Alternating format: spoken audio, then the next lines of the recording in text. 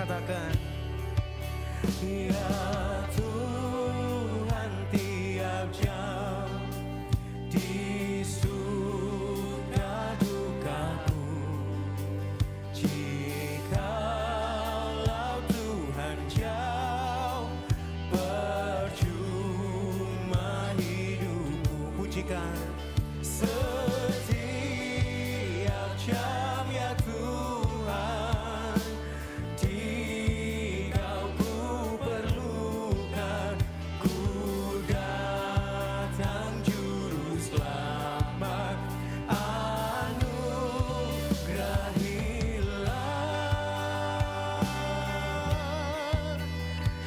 Kami butuh Engkau setiap jam dalam hidup kami Tuhan. Saudara, biarlah ini menjadi doa setiap kita. Mari katakan, ya Tuhan tiap jam ajarkan maksud-Mu, beri janji-Mu genap di dalam hidupku. Setiap jam ya Tuhan, di Kau ku perlukan, ku datang juru selamat, anugerahilah. Setiap jam ya Tuhan, kami perlu Engkau Tuhan. Amin.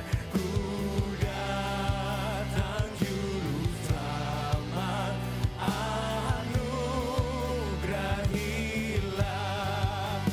Ku datang juru selamat, anugerahilah.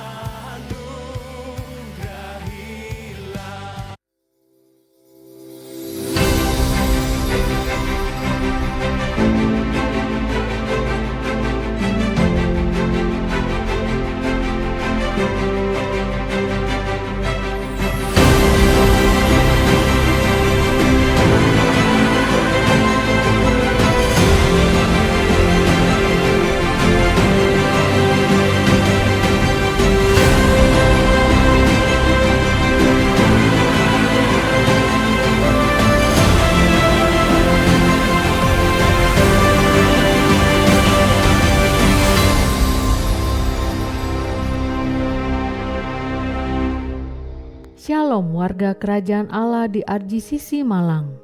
Kami sangat berterima kasih buat jemaat RGCC yang sudah antusias untuk hadir beribadah dengan kami. Kami menghimbau bagi Bapak, Ibu, Saudara untuk dapat hadir 30 menit sebelum ibadah dimulai.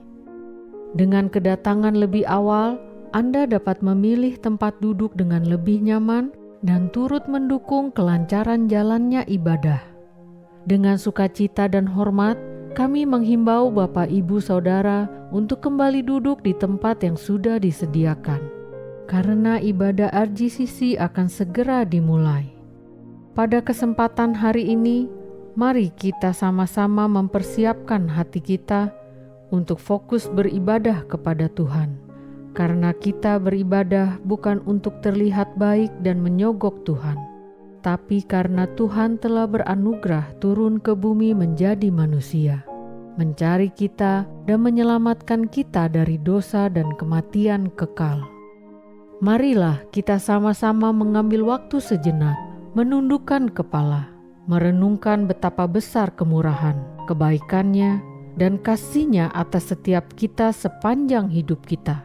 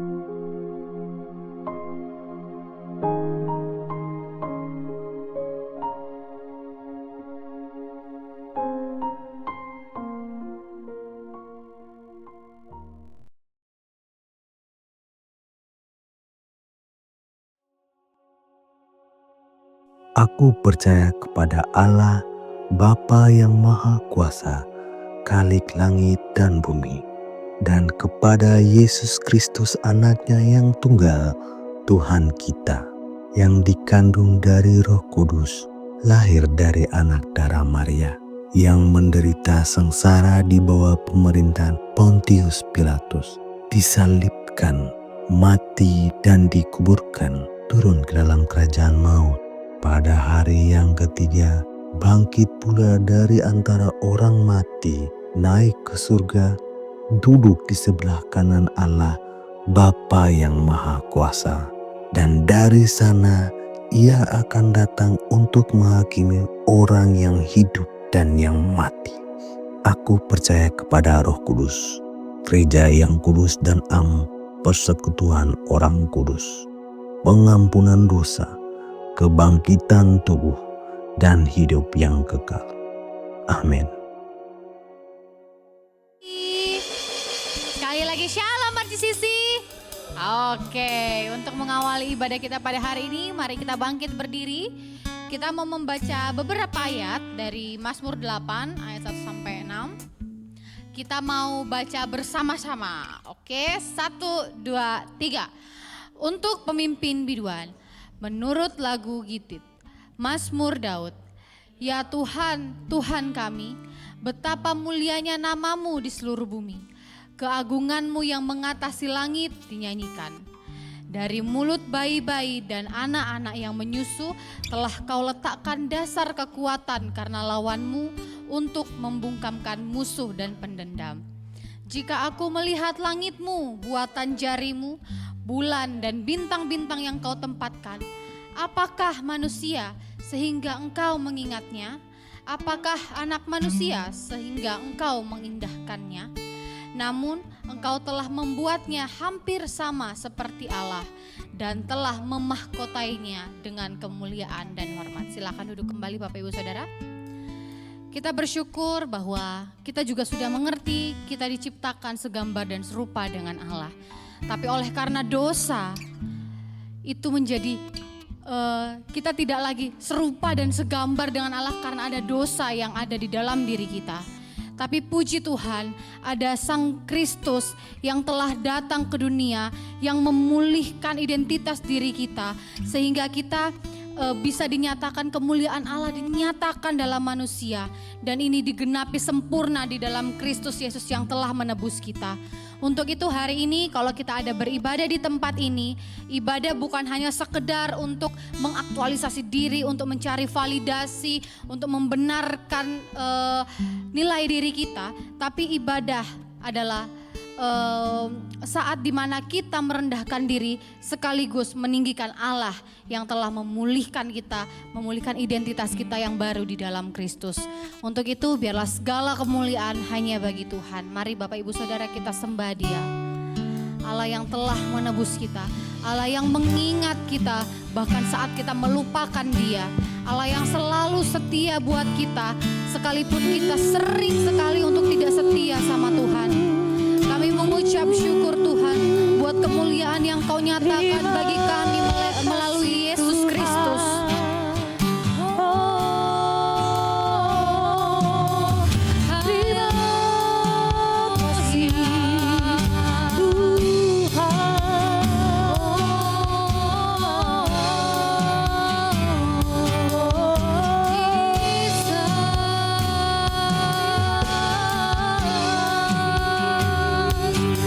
Kemuliaan-Mu mengatasi langit.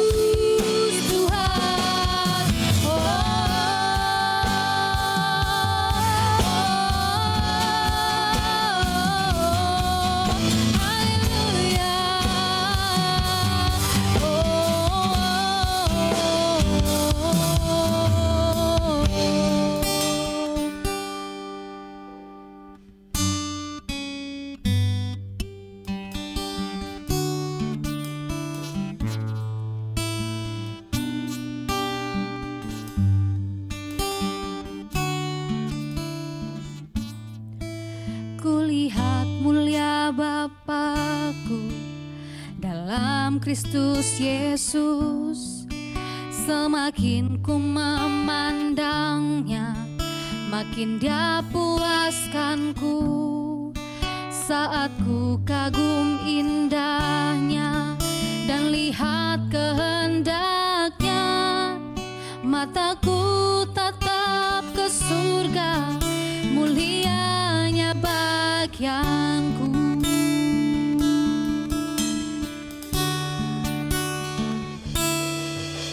Harapan dalam cobaan, padanya ku percaya. Hatiku dia selaraskan, dia beriku kekuatan.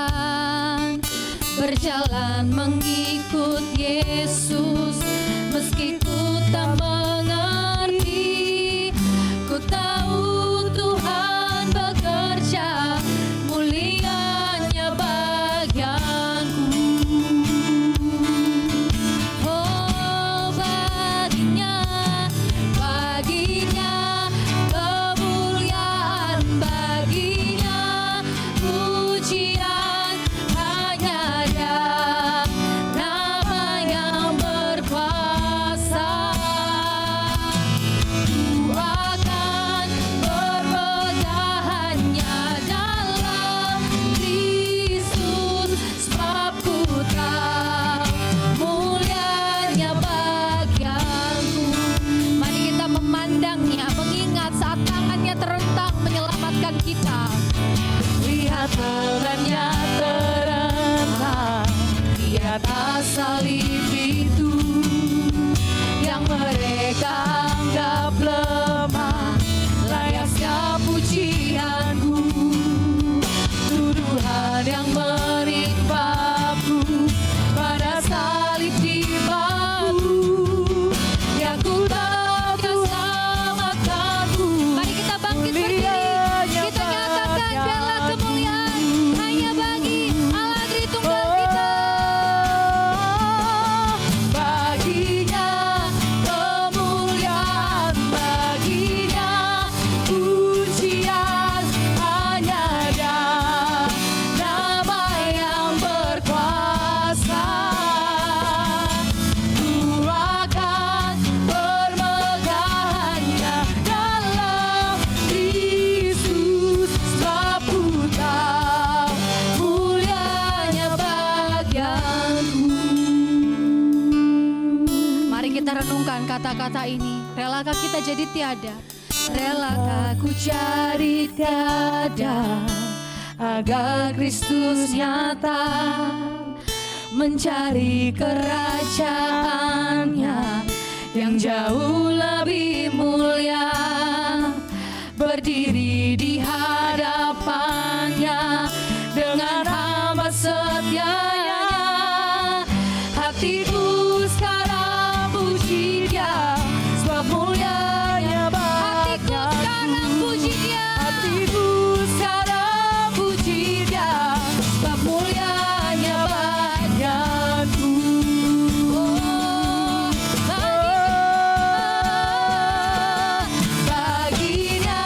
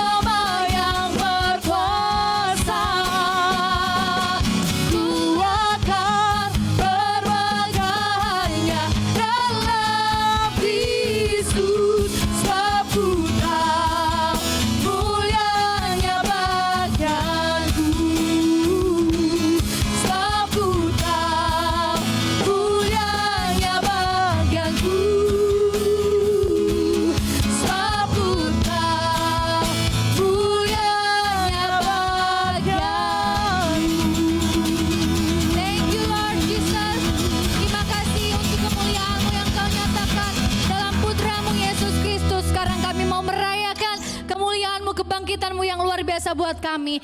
Buat kita yang siap katakan amin. Woo.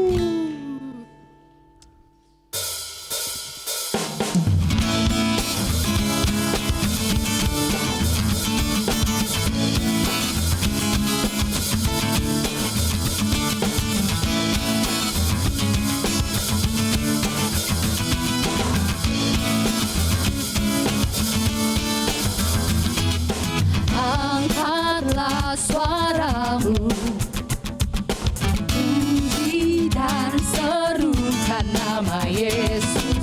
Tanggalkan bebanmu, tak berkhawatir, sebab Dia sanggup. Gerakkan kakimu, menarilah dan bertepuk tangan, bersukacitalah, tak perlu khawatir, sebab Dia sanggup. Sekarang nyanyikan kebesarannya, Dia kuat dan penuh kuasa, bersorak-sorai karena kasih-Nya, tak datang melawan kita, nyanyi bagi Dia.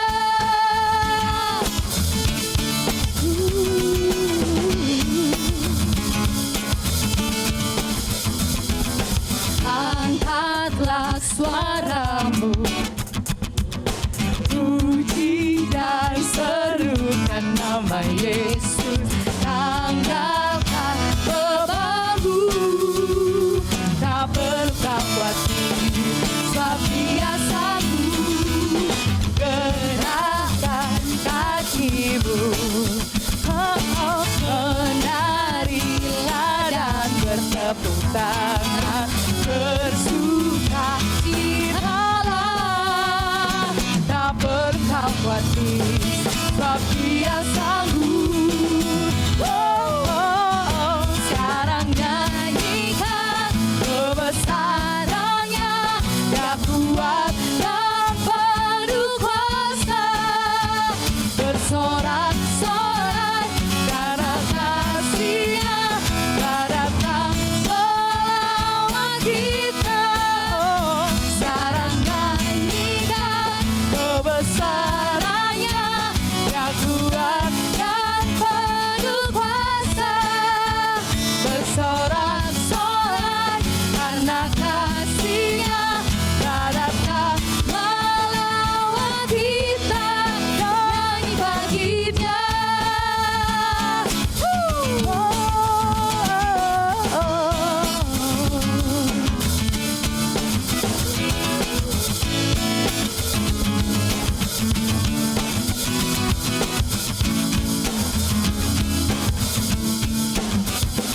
Sekarang nyanyikan kebesarannya, Dia kuat dan penuh kuasa, bersorak-sorai karena kasih-Nya, tak datang melawan kita. Sekarang nyanyikan kebesarannya, Dia kuat dan penuh kuasa, bersorak-sorai karena kasih-Nya, tak dapat melawan kita, nyanyi bagi Dia. Nyanyi bagi Dia, nyanyi bagi Dia, nyanyi bagi Dia, nyanyi bagi Dia.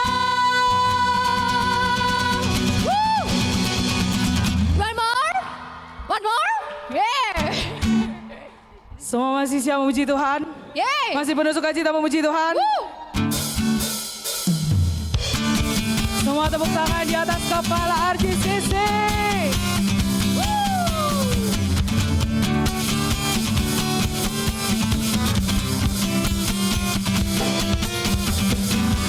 Ku masuki gerbangnya Tuhan dengan hati yang bersyukur.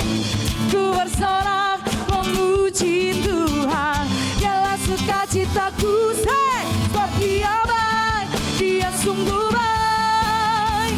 Kasih setianya untuk selamanya, sebab Dia baik, Dia sungguh baik. Kasih setianya kekal, sebab Dia baik, Dia sungguh baik. Kasih setianya untuk selamanya, sebab Dia baik, Dia sungguh baik. Kasih setianya kekal selamanya.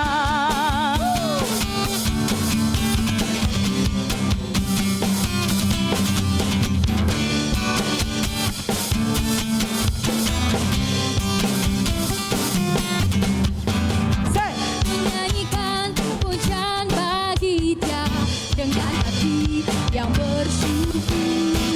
Ku rasakan kebaikannya Sepanjang hidupku, sebab Dia baik, Dia sungguh baik. Kasih setianya untuk selamanya, sebab Dia baik, Dia sungguh baik. Kasih setianya kekal, sebab Dia baik, Dia sungguh baik. Kasih setianya untuk selamanya, sebab Dia baik, Dia sungguh baik. Kasih setianya kekal, kasihnya tak pernah berubah. Dulu, sekarang, dan selamanya.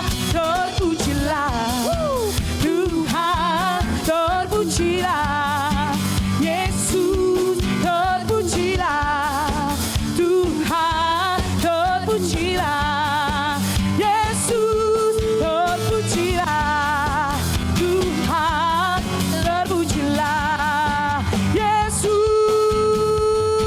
Wah, sebab Dia baik, Dia sungguh baik.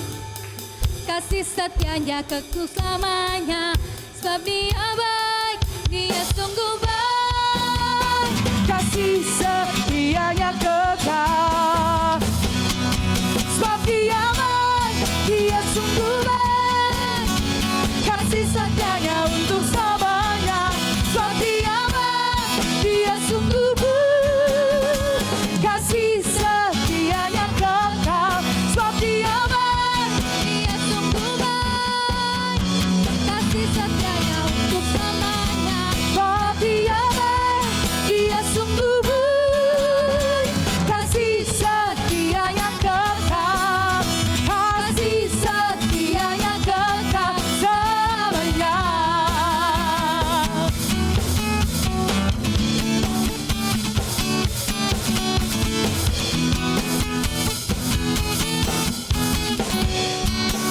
Semua katakan, sebab Dia baik.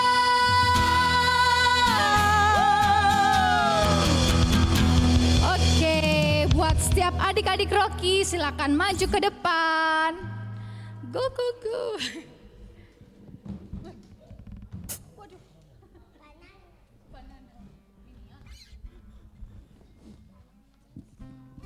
Oke. Ada lagi? Ada? Oke. Saya undang Bapak Ibu Saudara untuk dapat mengangkat tangan, kita mau sama-sama berdoa buat adik-adik Rocky. Tuhan Yesus, terima kasih Tuhan buat berkat-Mu yang luar biasa buat setiap kami. Kami bersyukur bahwa adik-adik Rocky hari ini dapat datang ke tempat ini dengan hati yang penuh sukacita Tuhan. Terima kasih juga buat orang tua yang mau datang mengantar anak-anak mereka untuk dapat beribadah kepada Engkau. Kami percaya Tuhan, walaupun usianya masih kecil Bapak, kami percaya hikmat yang daripadamu, pengertian yang daripadamu memampukan mereka Bapak untuk bisa mengerti, menerima setiap Injil yang diberitakan. Biarlah setiap Injil yang mereka dengar hari ini dapat tertanam kuat dalam hati mereka dan dapat menjadi dasar dalam hidup mereka hingga mereka dewasa nanti Tuhan. Memberkati kakak-kakak Rocky Tuhan, biarlah setiap pengajaran yang mereka sampaikan itu semua hanya tentang Engkau, kemuliaan Engkau, bukan tentang kemuliaan mereka sendiri Bapak, tapi kemuliaan dari Engkau. Biarlah setiap pengajaran yang diberikan hari ini, bahasa yang disampaikan adalah bahasa yang bisa dimengerti oleh mereka.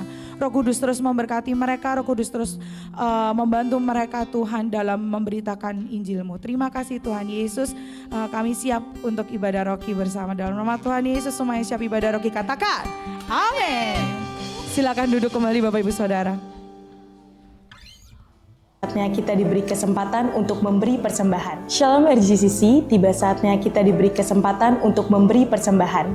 Anda dapat memberi dengan cara transfer ke rekening gereja yang telah kami cantumkan atau dengan scan QR melalui aplikasi-aplikasi yang ada di samping saya. Dan yang ingin menabur melalui cash dapat mengambil amplop persembahan di meja usher. Dan untuk persembahan persepuluhan, Bapak Ibu Saudara dapat memberi melalui cash ataupun transfer ke rekening gereja dengan mencantumkan keterangan P10 spasi kode pribadi. Kita memberi bukan karena ingin diberkati, tetapi kita memberi karena kita telah diberkati oleh Tuhan. Sebelum memberi, mari kita sama-sama berdoa. Tuhan Yesus yang baik, terima kasih atas kasih dan pemeliharaan-Mu dalam hidup kami. Apapun yang kami punya di dunia ini, berasal dari tangan-Mu yang setia. Hari ini kami membawa persembahan sebagai tanda syukur, bukan karena kelebihan kami, tetapi karena kasih karunia-Mu. Kami menyerahkan persembahan kami ke dalam tangan-Mu. Kiranya persembahan ini digunakan untuk memuliakan nama-Mu, untuk memberkati pekerjaan Tuhan, dan menjangkau banyak jiwa. Dan Tuhan, kiranya Engkau sertai tiap tangan-tangan yang memberi. Terima kasih Tuhan. Kami sudah berdoa dan mengucap syukur, haleluya, amin. Selamat memberi dengan penuh sukacita. Kami juga menyambut Bapak Ibu Saudara yang terkasih di dalam Tuhan yang baru pertama kali hadir di ibadah kami. Selamat datang di RGCC, Rock Generation Community Church, yang dimana RGCC memiliki hashtag Home for the Imperfect, rumah bagi orang-orang yang tidak sempurna, yang rindu berubah dan berbuah bersama, untuk memuliakan Tuhan, diperlengkapi sebagai pemimpin, serta memperluas kerajaan Allah di dalam kasih karunia Bapa melalui Injil Yesus Kristus yang dikerjakan oleh kuasa Roh Kudus.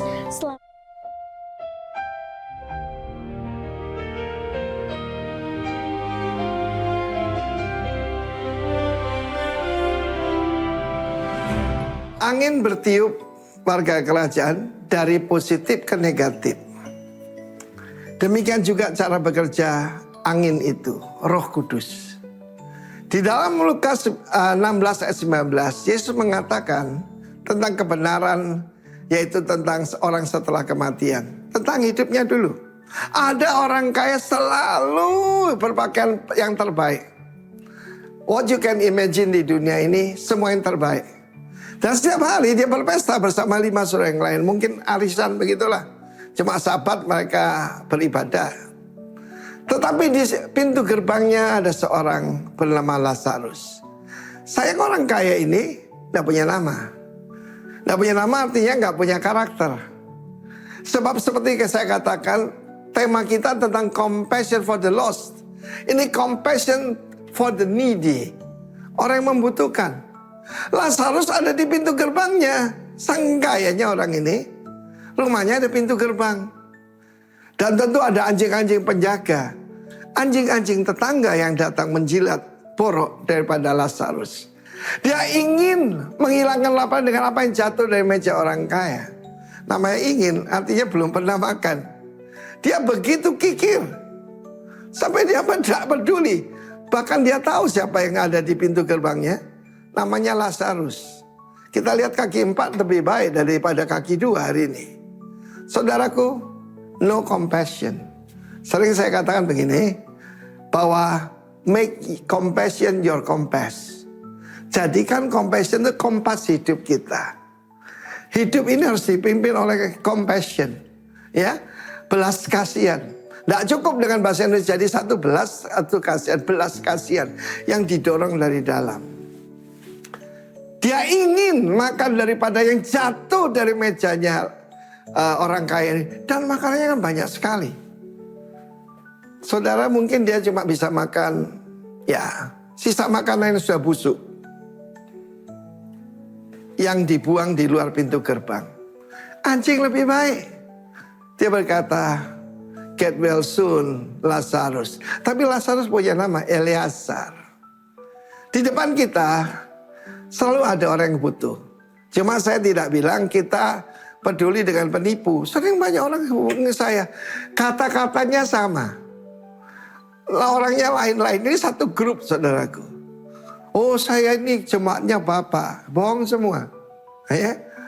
Dan kalau Bapak tidak memberi pada saya, anak saya mati, Bapak tanggung jawab. Kira-kira seperti itu. Anak saya sakit, saya ini nanti malam ini harus diusir dari rumah kos dan sebagainya. Tetapi ada yang benar-benar butuh. Kita tahu Yesus mengatakan mengasihi itu agape. Kata kerja agapau. Agapau memberikan angpau dan bapau. Ya. Ini kata-kata saya sendiri, ya, tidak ada saudara lihat di bahasa apapun. Saudara yang kasih Tuhan, tetapi dia hidup EGP. Emangnya gue pikirin? Emangnya gue peduli?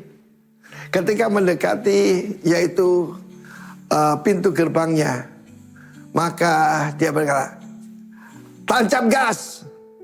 Dia nggak peduli. Bahkan dia tahu siapa namanya. Namanya Eliasar, artinya God has help. Tetapi dia tidak menjadi saluran berkat. Dia tidak berzina, tidak nyembah berhala, tidak menginginkan istrinya orang. Kenapa dia masuk dunia orang mati dan menderita? Belum neraka loh nih, baru dunia orang mati. Tapi si Lazarus juga tidak melakukan apa-apa, tetapi dia percaya Tuhan. God has help. Buktinya, tidak ada orang memberikan obat. Kaki 4 datang untuk menghibur dia. Tuhan bisa memerintah binatang, saudaraku. Lebih punya empati. Ternyata guguk lebih punya empati, saudaraku. Oke. Di depan saudara ada Lazarus. Pertama-tama ya sesama jemaat, kedua sesama iman, ketiga sesama kita. Tuhan memberkati. God bless you. Amin. Di nama Tuhan, sebelum kita menerima berita anugerah, saya mau bacakan beberapa ayat dari Efesus 3 ayat 18 sampai 21 untuk mengawali kita dalam merenungkan lagu yang akan kita nyanyikan. Di sini dikatakan, aku berdoa supaya kamu bersama-sama dengan segala orang kudus dapat memahami betapa lebarnya dan panjangnya dan tingginya dan dalamnya kasih Kristus, dan dapat mengenal kasih itu sekalipun ia melampaui segala pengetahuan. Aku berdoa supaya kamu dipenuhi di dalam seluruh kepenuhan Allah. Bagi Dialah yang dapat melakukan jauh lebih banyak daripada apa yang kita doakan atau pikirkan, seperti yang ternyata dari kuasa yang bekerja di dalam kita. Bagi Dialah kemuliaan di dalam jemaat dan di dalam Kristus Yesus turun-temurun sampai selama-lamanya. Amin. Lagu ini mengajarkan kita, mengingatkan kita kembali bahwa kasih yang terbesar itu Yesus Kristus telah curahkan buat kita. Gak ada raja yang mau datang turun ke dalam dunia mengambil sampah seperti kita, yang layak dibuang, layak untuk dibinasakan. Tapi ada raja di atas segala raja, Yesus Kristus, yang kasihnya melebihi apapun yang ada di dunia ini, yang mau menemui kita terlebih dahulu, bahkan saat kita masih menolaknya. Mari kita menyanyikan lagu ini.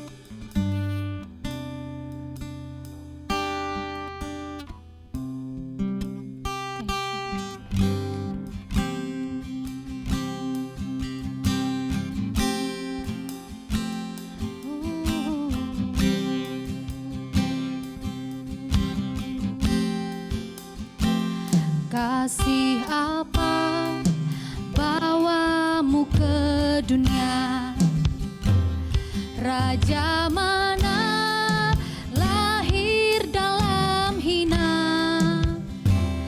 Namun dalam gelap kau telah datang, turun ke dunia yang kau cipta.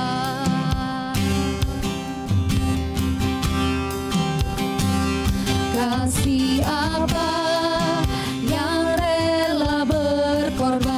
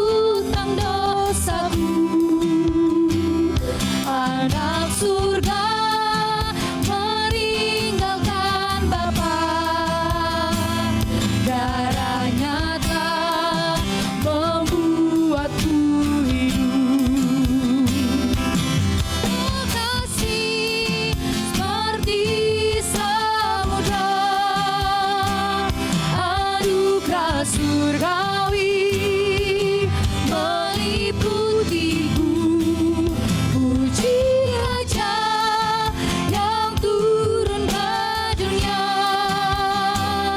dengan kasih seperti samudra.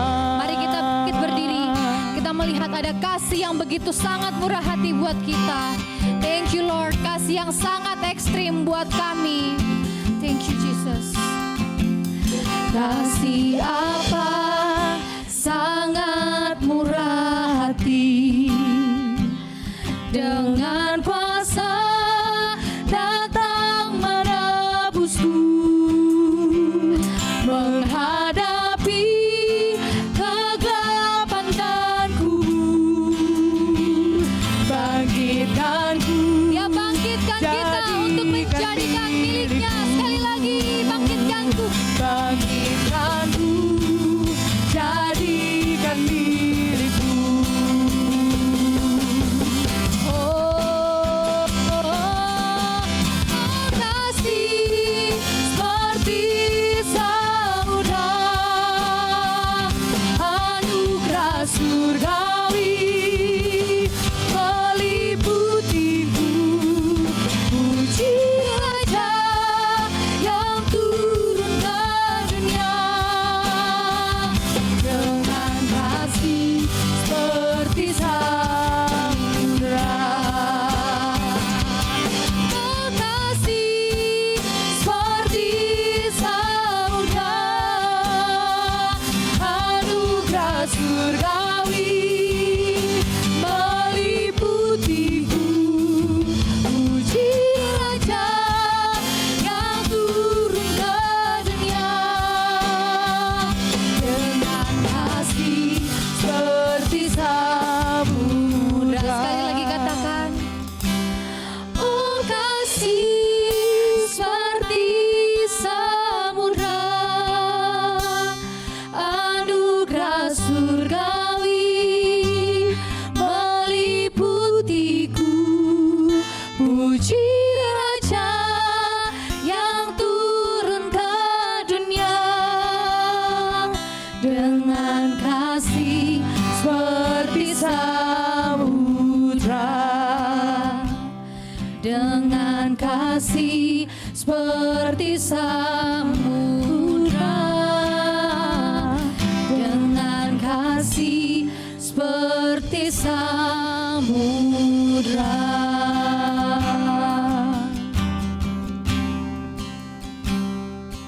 Oh kasih seperti samudra, Anugerah surgawi meliputiku, puji Raja yang turun ke dunia dengan kasih seperti katakan oh kasih, oh kasih seperti samudra, anugerah surgawi meliputiku, puji Raja yang turun ke dunia dengan kasih seperti samudra,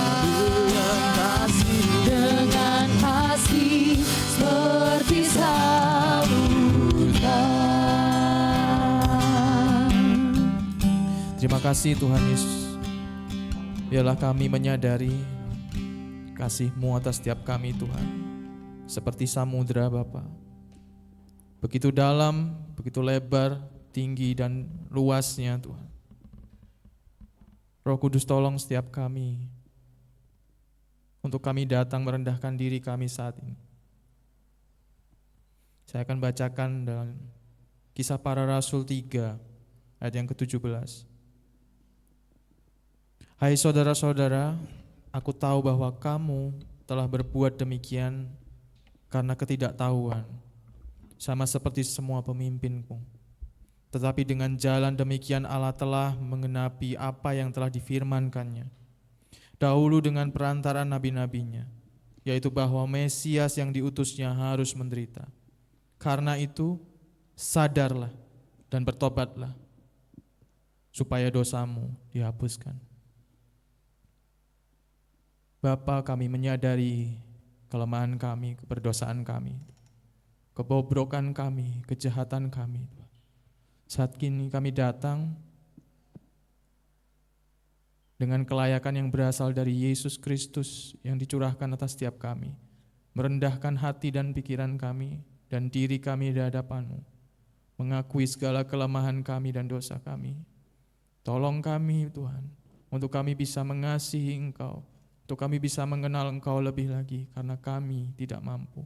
Saat ini hati kami buka, biar Roh Kudus menguasainya sepenuhnya, mengarahkan pikiran dan hati kami hanya pada satu pribadi, yaitu Yesus Kristus, dan segala kebenaran yang akan kami dengar. Tolong kami Roh Kudus, ajar kami, untuk kami bisa mengerti apa yang Bapa kehendaki untuk kami mengerti. Terima kasih Bapa buat anugerah-Mu, kami ada dan saat ini semuanya karena-Mu. Kami mengucap syukur buat kasih karunia-Mu. Di dalam nama Yesus kami berdoa, menyembah dan mengucap syukur. Haleluya. Amin.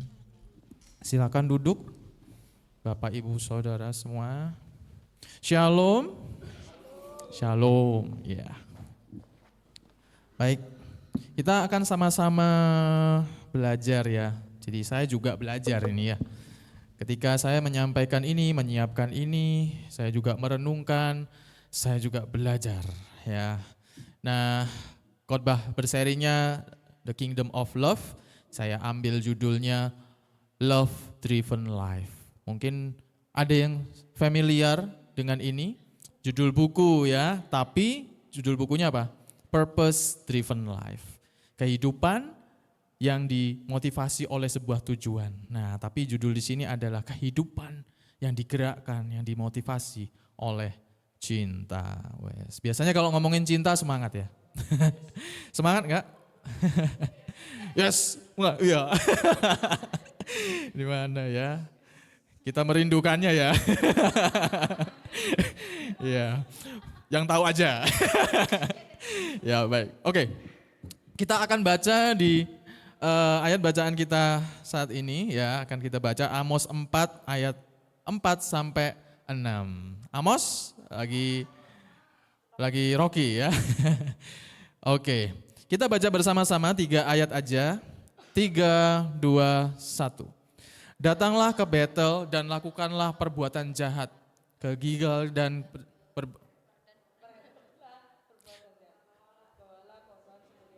pada waktu pagi dan persembahan persepuluhanmu pada hari yang ketiga. Bakarlah korban syukur dan roti yang beragam dan maklumkanlah persembahan-persembahan sukarela. Siarkanlah itu. Sebab bukankah demikian kamu sukai, hai orang Israel? Demikianlah firman Tuhan Allah. Bakarlah korban syukur dari roti yang beragam. Maklumkanlah persembahan-persembahan sukarela. Siarkanlah itu, sebab bukankah yang demikian yang kamu sukai, hai orang Israel? Demikianlah firman Tuhan. Oke, ada sedikit yang salah ya, di situ yang ke-6 itu seharusnya seperti ini bunyinya ya, saya salah copy. Sekalipun aku ini telah memberikan kepadamu gigi yang tidak disentuh makanan di segala kotamu dan kekurangan roti di segala tempat kediamanmu, namun kamu tidak berbalik kepadaku, demikianlah firman Tuhan. Nah, kita akan belajar dari kitab Amos ini.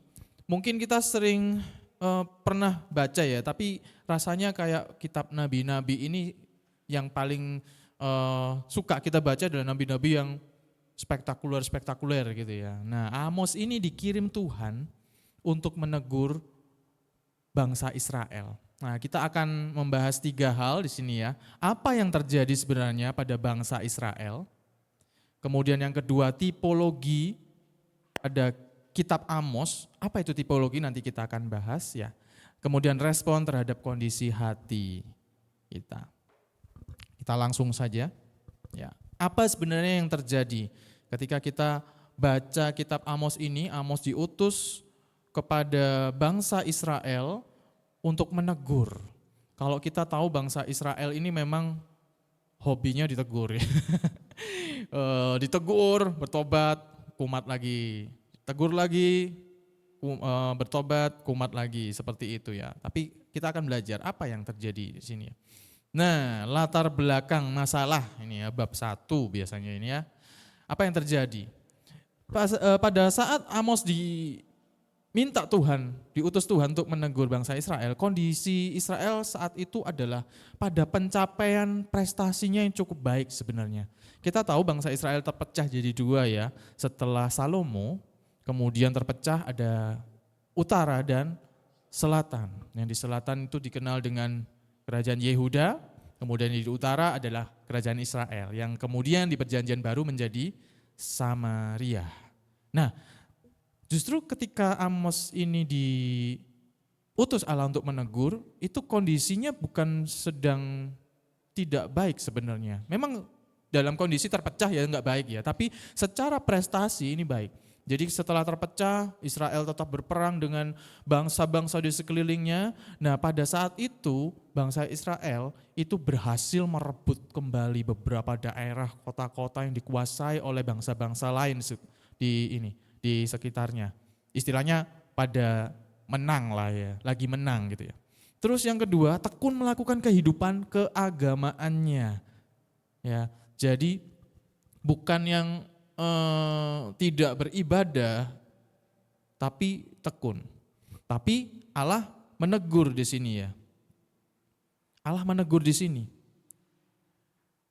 Bangsa Israel taat menjalankan kehidupan keagamaan mereka dengan sangat disiplin dan presisi. Ya enggak cuma disiplin aja, tapi presisi. Kita mengerti, kita tahu bahwa hukum Taurat itu harus benar-benar persis ya.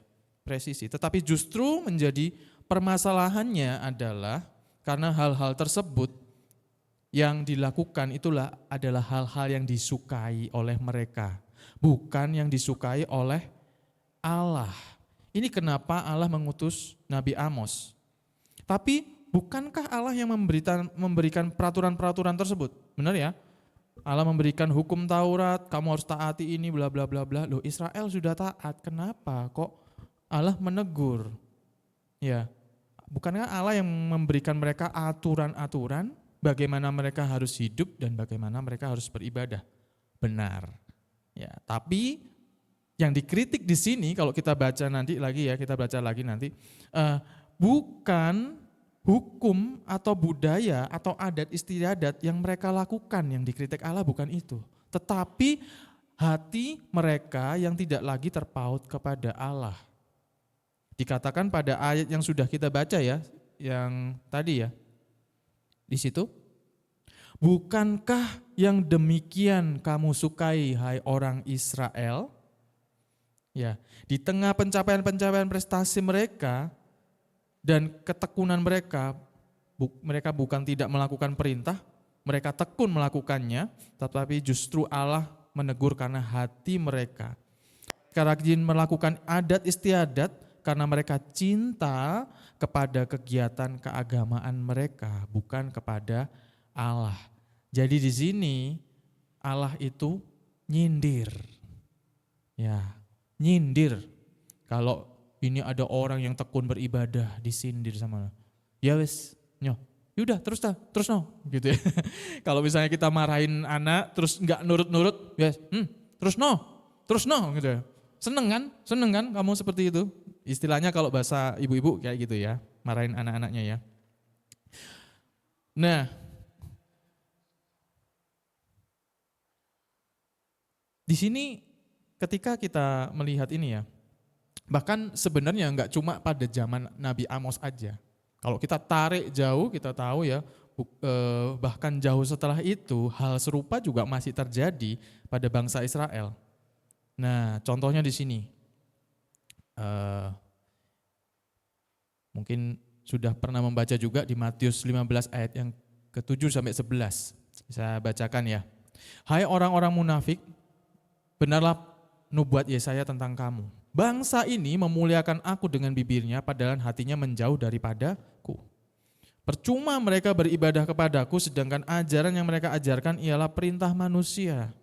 Lalu Yesus memanggil orang banyak dan berkata kepada mereka, dengar dan camkan. Bukan yang masuk ke dalam mulut yang menajiskan orang, melainkan yang keluar dari mulut itulah yang menajiskan orang. Nah, apa ini kok tiba-tiba Tuhan Yesus langsung ngomong, hai orang-orang munafik. Loh, ada apa ini?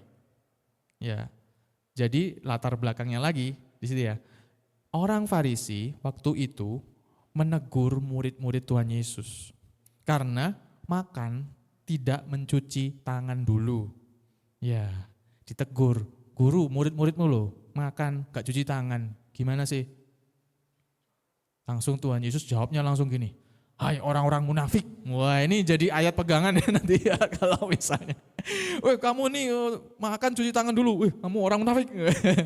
Enggak, tapi latar belakangnya begini ya, bukankah gak cuci tangan itu juga jorok ya? Tapi kenapa Tuhan Yesus marah? Kalau yang tadi, loh bangsa Israel ini kan sudah melakukan kegiatan agamanya yang dengan presisi dan tekun, kenapa Tuhan marah?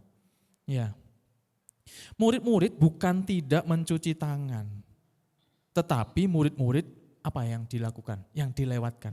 Murid-murid melewatkan ritual adatnya.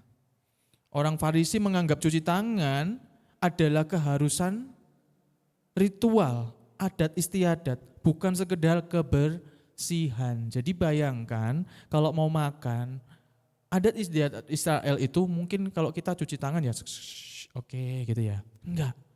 Tapi di situ ada adat istiadatnya, cuci tangan aja kamu ada aturannya. Nah, yang dilakukan murid-murid Tuhan Yesus cuci tangan, tapi mereka melewatkan tata caranya. Dikritiklah sama orang Farisi, diamuklah sama Tuhan Yesus. Hai orang-orang munafik. Yesus menyoroti bahwa orang Farisi seringkali memperhatikan kebersihan lahiriah, tetapi mereka mengabaikan kebersihan batiniah. Ya, jadi ketika kita baca di sini, kita perlu juga tahu latar belakangnya seperti apa. Bukan sekedar marah, bukan tidak mau ditegur, tapi kita tahu konteksnya. Ya. Dan Yesus menutup dengan pernyataan esensi kepada orang banyak saat itu ya. Setelah ngomong seperti ini, kamu memuliakan aku dengan bibirnya, tapi hatinya menjauh. Dan kemudian terakhir ditutup dengan apa? Yang menajiskan seorang bukanlah makanan yang masuk ke mulut, melainkan apa yang keluar dari mulut. Yang artinya yang berasal dari hati yang jahat. Jadi kalau kita flashback lagi, sebenarnya apa saat itu yang terjadi pada bangsa Israel, kenapa Tuhan mengutus Nabi Amos untuk menegur ini. Bangsa Israel saat itu mencintai ekspresi, tetapi kehilangan esensinya. Yang diributkan adalah ekspresinya, tata caranya, tapi mengesampingkan esensinya. Kalau misalnya contohnya kayak gimana sih kita meributkan ekspresi itu? Kalau misalnya dari antar gereja ini ya, seringnya apa? Ibadah kok tepuk tangan. Ini gereja, bukan stadion. Ibadah itu harus kusuk, tenang. Oh, seperti itu ya. Saat teduh terus gitu ya. Gak boleh tepuk tangan apalagi lompat-lompat. Nah ini sempat ya dulu kita RGCC ini berangkat dari youth ya. Kita ibadahnya mungkin yang baru tahu kita ibadahnya di mana? Hugos Cafe. Hah? Hugos Cafe? Ya Hugos Cafe, pub, klub malamnya. Bukan kafe-kafe seperti apa. Ya, dan akhirnya kritik-kritik muncul ya dari seantero Malang ini. Wah sesat, ibadah kok di kafe. Tapi ya saat itu hati kita belum tersentuh Injil juga, kita ini ya, kita menanggapi dengan oh gak apa-apa gini. Ya dari segala hal ketidaktahuan kita, rencana Tuhan, anugerah Tuhan itu tetap. Ada orang yang dimenangkan juga. Ada orang yang sampai sekarang, saya juga awalnya dari sana. Saya juga sampai sekarang di sini. Saya kesaksian pernah, saya berdoa sama Tuhan, Tuhan aku ingin tertanam di sini, di mana? Di Hugos Cafe. Tapi tidak selalu seperti itu ya, jangan mencontoh yang mungkin gereja lain, bisa seperti itu, niru-niru atau enggak. Jalan Tuhan, cara Tuhan itu bisa bekerja lewat apapun. Itu yang ingin disampaikan di sini ya. Nah, esensinya yang dikritik. Kita pun ketika ibadah di sana mengkritik gereja lain. Wah, gereja kok sepi, gak ono urapane, gak ono gak seru. Apa gereja? Ya, gak ono tepuk tangan loh, aku dilihatin gitu ya. Nah, yang kita ributkan memang hal-hal seputar itu, belum lagi musiknya, multimedianya. AC ini gak panas, gak adem. Gereja apa iki? Gak enak, ini kan jadi ibadahnya gak nyaman seperti itu ya. Itu yang diributkan, contoh ekspresi. Tetapi kita mengesampingkan esensi dari ibadah itu sendiri. Bukankah kadang kita seperti itu ya, terjebak, tergelitik ketika kita tiba-tiba, saya juga ketika ibadah terus tiba-tiba kok kayak gini sih. Dengan mudah kita terjebak pada kondisi seperti ini. Nah, intinya adalah bangsa Israel mereka lebih mencintai ekspresinya. Mereka mencintai ritual-ritual agamanya, mereka mencintai kegiatan-kegiatan agamawinya, bahkan mereka bangga loh dengan status kesukuan mereka. Mereka mencintai adat istiadatnya. Tapi mereka lupa bahwa seharusnya esensinya tetap Allah. Jadi tahu ya di sini ya, mereka rajin, mereka giat, mereka sangat presisi, tapi karena mereka suka itu. Dan itu jadi kebanggaan.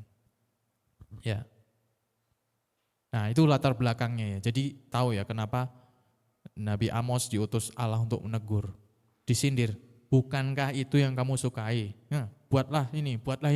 Sana sis, berbuat jahat. Sana persembahkan korban ini, sana. Itu kan yang kamu sukai. Nah, kayak gitu ya bahasanya ya. Nah, kita langsung masuk ke yang bagian kedua. Tipologi pada kitab Amos. Nah, apa mana tipologi? Bukan topologi ya. Kalau topologi itu sebuah ilmu yang mempelajari tentang apa? Kondisi geografis, topologinya seperti apa ya. Nah, tipologi ini studi tentang peristiwa yang satu mempunyai makna yang sama dengan peristiwa yang lain pada waktu yang berbeda, di mana terdapat persesuaian di antara berbagai oknum, kejadian dan hal-hal yang lainnya. Jadi singkat ceritanya, tipologi ini kita melihat ada sebuah kejadian di suatu masa, kemudian ternyata kejadian ini punya makna yang sama pada kejadian lain. Kejadiannya berbeda tapi maknanya sama.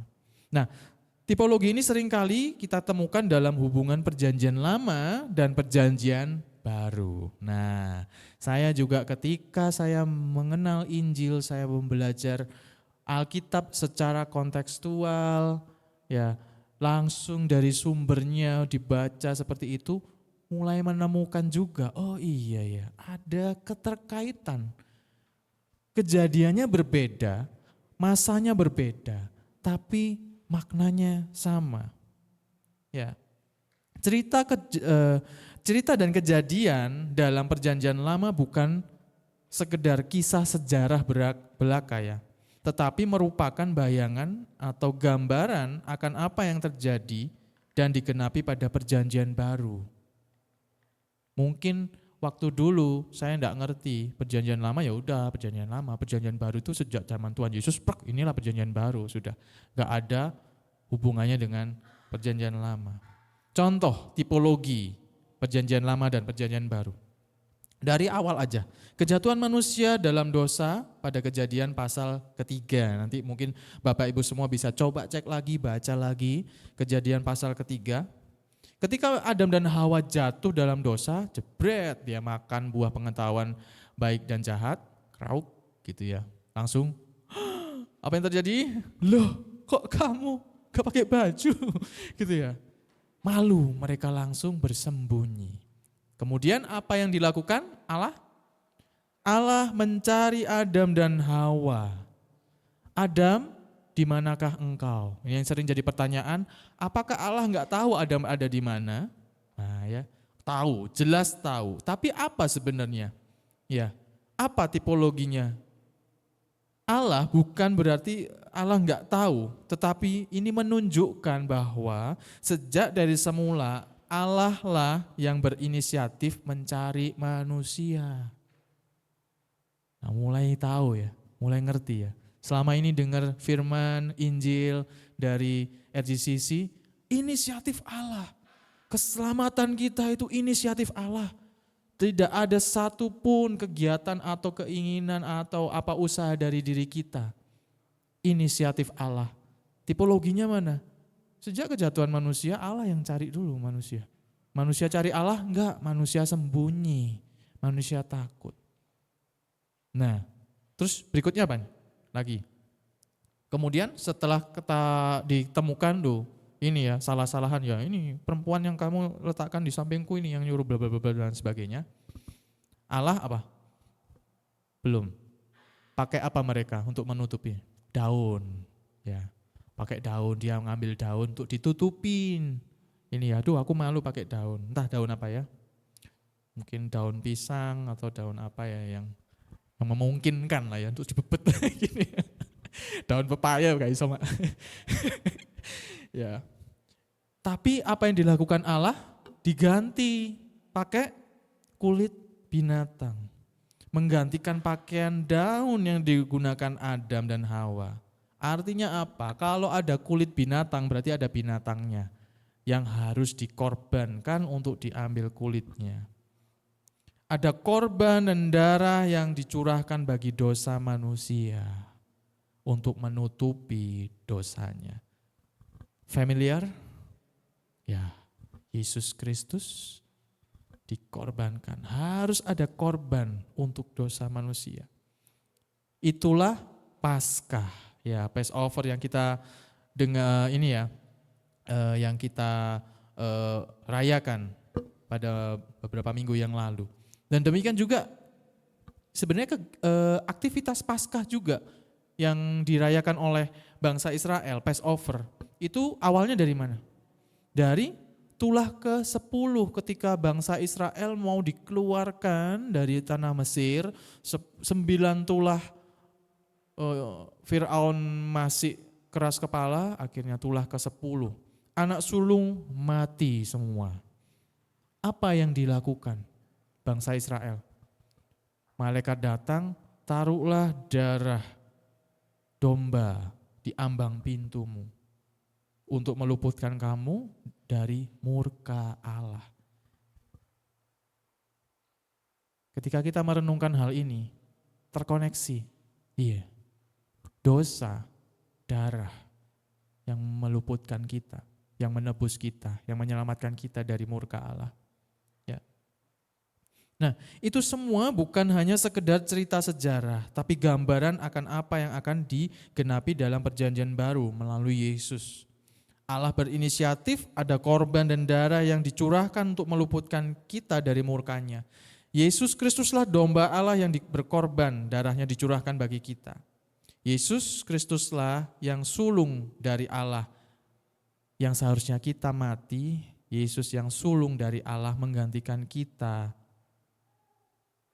untuk mati bagi kita. Ya. Nah, ini Paulus juga menuliskan ya, menyebutkan di Ibrani 4 ayat yang pertama. Di dalam hukum Taurat hanya terdapat bayangan saja dari keselamatan yang akan datang dan bukan hakikat dari keselamatan itu sendiri. Karena itu dengan korban yang sama yang setiap tahun terus-menerus dipersembahkan, hukum Taurat tidak mungkin menyempurnakan mereka yang datang mengambil bagian di dalamnya. Nah, tipologi yang kita lihat saat ini jelas bahwa perjanjian lama, kejadian itu enggak cuma sejarah, tapi ada kaitannya, menggambarkan, mencerminkan, menubuatkan apa yang akan digenapi kemudian. Nah, tipologi yang dapat kita renungkan dalam kitab Amos, kita kembali lagi ya, khususnya pada ayat yang telah kita baca tadi. Amos diutus Allah pada saat Raja Yerobeam yang kedua. Jadi Yerobeam ini ada dua Yerobeam ya. Yang pertama kali setelah Salomo, kemudian beberapa kali raja lagi ada Yerobeam lagi. Ini Yerobeam yang kedua. Yerobeam yang kedua memerintah kerajaan Israel Utara. Dan seperti yang kita tahu bahwa Israel tadi ya terbelah menjadi dua setelah Raja Salomo. Yang selatan Yehuda, utara Israel. Nah, Israel Utara itu juga mendirikan mezbah, dalam tanda kutip mezbah tandingan. Ya, karena terpisah kan yang di selatan itu yang di Yerusalem. Mezbahnya ada di situ, tapi karena ini terpisah maka kerajaan utara juga mendirikan mezbah agar mereka tetap beribadah kepada Allah. Nah, kita melihat Allah menegur sebenarnya bukan karena Israel tidak melakukan kegiatan rohani, ya. Yang tadi karena sebab bukankah demikian yang kamu sukai, hai orang-orang Israel? Mereka punya mezbah, mereka beribadah, mereka taat. Dengan kata lain, saat itu sebenarnya ketika mereka beribadah, bangsa Israel punya hobi, kecintaan. Kecintaannya apa? Menyembah. Ini nampaknya keren ya. Hobimu apa? Hobiku beribadah. Wih, aku aja ibadah disuruh-suruh, gak mau. Kamu hobinya ibadah, luar biasa kamu ya. Berarti kamu setiap minggu ke gereja? Setiap hari saya ke gereja. Hobi kok seperti itu ya. Nampaknya bagus, tapi itulah yang terjadi pada bangsa Israel. Nampaknya agamawi, agamis ya. Kamu rohani sekali, setiap hari kamu ada doa, kamu ada ibadah. Tapi Tuhan apa? Menegur. Karena itu cuma hobimu. Kamu melakukan itu karena kamu suka, bukan karena kamu cinta sama Tuhan. Bahkan saking senangnya menyembah, mereka juga mendirikan mezbah lain untuk berhala ya. Satu kurang. Ada lagi. Ya, mereka mendirikan mezbah ya. Saat itu memang terkenal ya, Israel Utara ada banyak berhala juga di sana. Dan mereka melakukan semua. Nah, dari tipologi yang kita pelajari ini, apa nih yang kita bisa tarik pada kehidupan kita saat ini? Kalau kita melihat ke sekeliling kita atau ke diri kita atau dalam kehidupan kita sendiri. Ada banyak kehidupan yang tidak hanya mencintai dan memberhalakan materi ternyata. Kalau kita belajar tentang berhala, berhala itu ini, uang, berhala itu pekerjaan, mobil, pasangan hidup, posisi, jabatan, kuasa. Tetapi ada juga berhala mencintai agama. Ini kalau ini area kayak abu-abu gitu ya. Tuh, bukankah mencintai agama itu baik? Tapi enggak. Artinya apa? Ketika kita mulai mencintai agama, artinya ritualnya, kegiatannya, bahkan hal-hal baik yang di dalamnya, tapi kita tidak mencintai kepada siapa agama itu mengarah, yaitu kepada Tuhan. Artinya ya kita hanya mencintai sesuatu hal di luar Tuhan. Itu juga jadi berhala. Nah, ini hati-hati ya. Ini yang saya juga sebagai seorang pelayan, saya juga sebagai gembala komsel, kita perlu ya. Bapak Ibu, teman-teman juga saat ini ketika kita datang ibadah, kenapa setiap hari Minggu kita ada di sini? Seneng aku, orangnya asik-asik di gereja ya, lah aku di rumah nganggur. Ya udahlah. Nah, kehidupan yang tidak mencintai dan memberhalakan materi saja, tapi juga kenyamanan dan kuasa, tetapi juga mencintai agama. Ritual, pelayanan, segala kegiatan yang seolah membuat hidup kita lebih kudus. Nampaknya ini positif ya. Aku tak hidup seperti ini wes. Aku tak datang ke gereja, aku tak beribadah. Tapi kita cek hati kita. Jangan-jangan itu jadi hobi saja akhirnya. Jadi rutinitas aja, senang rutinitasku seperti ini. Aku gak enak kalau hari Minggu gak ke gereja. Kenapa? Karena wes biasanya kayak gitu. Ya. Jadi ekspresinya dapat, esensinya tidak dapat. Nah, itu juga bisa menjadi penyembahan berhala. Nah, hobi menyembah. Jika segala hal keagamaan yang kita lakukan semata-mata karena legalitas peraturan dan tradisi, atau karena kita memang suka melakukannya, sebenarnya kita tidak sedang mencintai Tuhan. Kita tetap mencintai diri kita sendiri. Meskipun yang kita lakukan seolah-olah untuk Tuhan, tapi karena nyaman, saya suka seperti ini, maka kita lakukan itu sebenarnya untuk diri kita sendiri kok. Ya.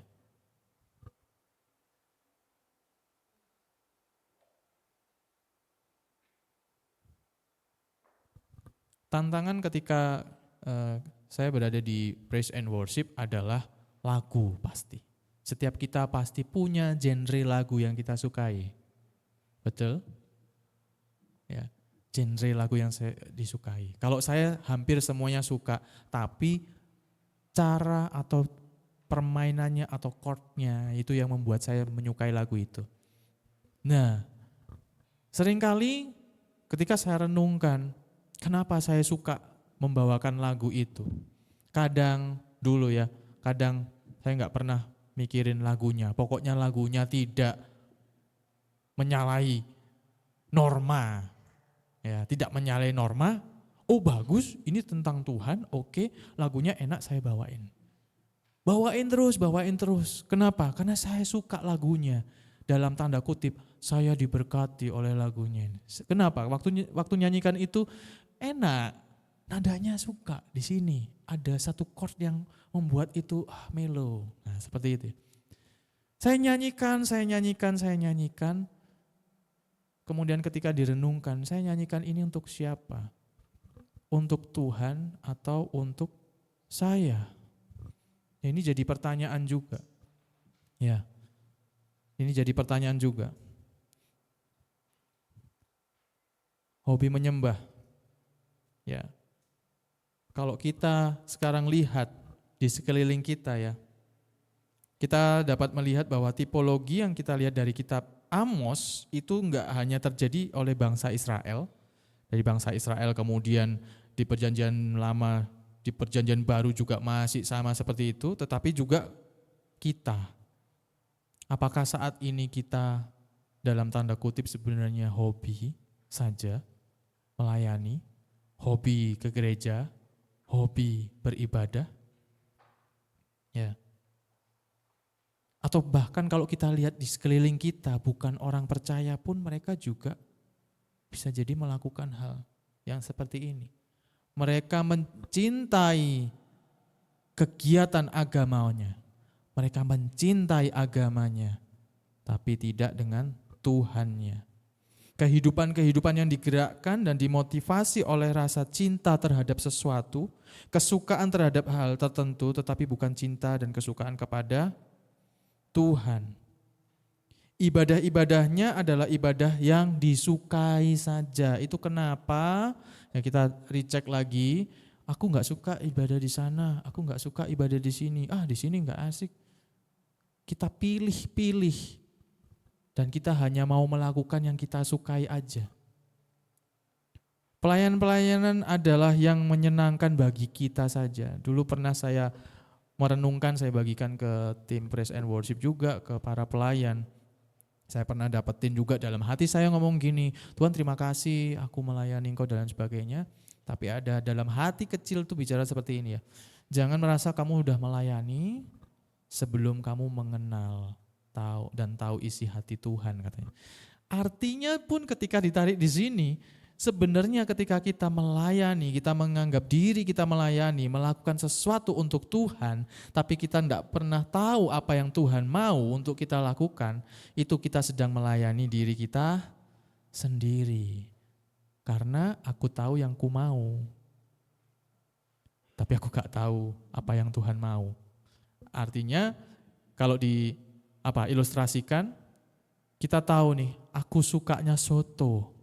Terus kemudian kita datang ke Tuhan, Tuhan ini soto paling enak sak Malang Tuhan. Tapi Tuhan bilang apa? Aku maunya sate, soto aja Tuhan. Ini paling enak. Iya kamu kan suka soto, aku tidak, aku suka sate. Soto aja lah sudah, ayo Tuhan. Terimalah Tuhan, terimalah ini persembahanku. Itu sebuah ilustrasi yang menggelikan, tapi kadang ya kita refleksi hati kita ya. Apakah kita pernah melakukannya? Kita merasa memberikan sesuatu, aku persembahkan ini untuk Tuhan. Tapi apakah kita benar-benar tahu itu yang Tuhan mau? Jangan-jangan kita hanya suka melakukannya saja. Ya, kita berkorban, bahkan kok sampai berkorban? Ada orang yang suka berkorban. Kenapa? Karena kalau sudah berkorban itu merasa berjasa. Lah ya ini pertanyaan, siapa yang kau layani? Kok yang merasa berjasa kamu? Jangan-jangan GR, kita GR melayani Tuhan. Ya.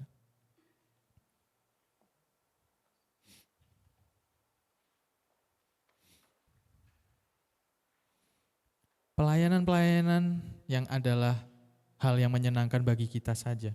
Bahkan jika kita selidiki lebih dalam, nah ini pernah disampaikan oleh Pastor David, kita juga tanpa sadar membuat Yesus versi kita. Kenapa kok bisa? Karena kita mau Tuhan yang seperti yang kita suka. Ketika kita diberitakan bahwa Yesus penuh kasih karunia, tapi juga api yang menghanguskan. Kita nggak suka sisi api yang menghanguskan, kita buat Yesus versi kita sendiri. Wis kayak gini, pokoknya kasih karunia. Lahirlah Yesus, Tuhan versi kita sendiri. Ya. Ini bukan soal melakukan atau tidak melakukan, tetapi bagaimana hati kita saat melakukannya. Nah, mungkin kita pernah masuk dalam sebuah pemikiran gini ya.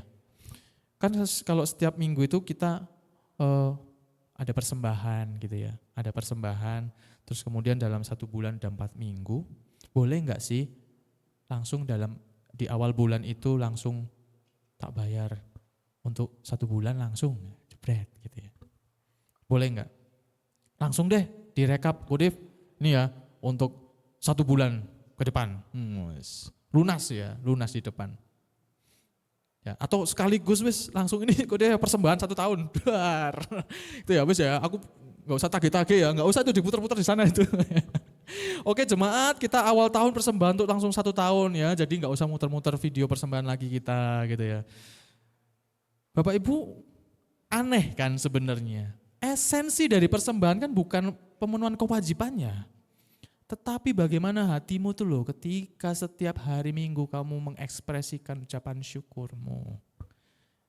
Ya, bukan boleh nggak boleh ya, tapi bagaimana ekspresi hati kamu, bagaimana hati kamu ketika kamu melakukannya. Apakah sebagai ucapan syukur atau seperti iuran RT? Ya, kalau seperti itu kan boleh, iuran RT malah seneng ya. Wis iki iuran RT setahun wis biar nggak ditagih-tagih lagi. Gitu ya. Hanya pemenuhan kewajiban, tapi kalian tidak mencintai RT. Gak salah maksudnya. Ya. Ya. Bukankah ini yang dilakukan oleh bangsa Israel saat itu ya? Dan terjadi juga pada masa sekarang, banyak orang melakukan kegiatan agamawi yang seolah-olah untuk Tuhan, tetapi sebenarnya mereka hanya melakukan seperti yang mereka suka, bukan yang Tuhan suka. Mereka mencintai agamanya, adat istiadatnya, tetapi hatinya jauh dari Tuhan. Segala hal dalam kehidupan didorong oleh apa? Cinta akan diri sendiri pada akhirnya.